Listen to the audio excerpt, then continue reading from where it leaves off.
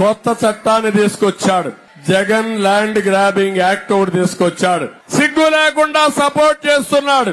పట్టాదారు పాస పుస్తకం ఉండదు, అడంగల్ ఉండదు, 10-1 ఉండదు, ఏ డాక్యుమెంట్ ఉండదు. ఆన్లైన్ లో రికార్డులు ఉంటాయి. జగన్ అనుకుంటే మనం అమ్మాలన్నా కొనాలన్నా జగన్ పర్మిషన్ కావాలంట. అసలు చంద్రబాబు నాయుడు అడుగుతా ఉన్నా, అయ్యా అసలు నీకు ల్యాండ్ టైటిలింగ్ యాక్ట్ అంటే ఏమిటో తెలుసా చంద్రబాబు అని అడుగుతా ఉన్నా. అసలు ల్యాండ్ టైటిలింగ్ యాక్ట్ అంటేనే దాని అర్థం ఏమిటి అని అంటే, భూముల మీద సంపూర్ణ హక్కులు రైతన్నలకు ఎల్లవేళలా ఉండేట్టుగా ఒక యాక్ట్ చేయడమే, దాన్నే ల్యాండ్ టైటిలింగ్ యాక్ట్ అంటారు చంద్రబాబు. ఫస్ట్ అది తెలుసుకో అని అడుగుతా ఉన్నా. ఈ ల్యాండ్ టైటిలింగ్ యాక్ట్ అన్నది రాబోయే రోజుల్లో ఒక పెద్ద సంస్కరణ అవుతుంది.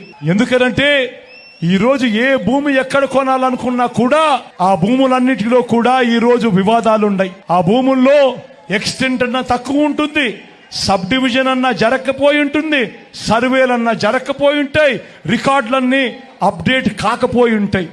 వీటి అన్నిటి వల్ల భూ వివాదాలు పెరిగి ఇవాళ రైతన్నలు ప్రజలు అందరూ కూడా కోర్టుల చుట్టూ తిరిగే కార్యక్రమం, అధికారుల చుట్టూ తిరిగే కార్యక్రమం జరుగుతా ఉంది. మీ బిడ్డ రాబోయే రోజుల్లో చెయ్యాలనుకునే సంస్కరణ ఏమిటి అంటే, ఏ రైతన్నా కూడా ఏ ఒక్కరైనా కూడా వాళ్ళ భూముల కోసము ఎవరి చుట్టూ తిరగాల్సిన పని ఉండకూడదు.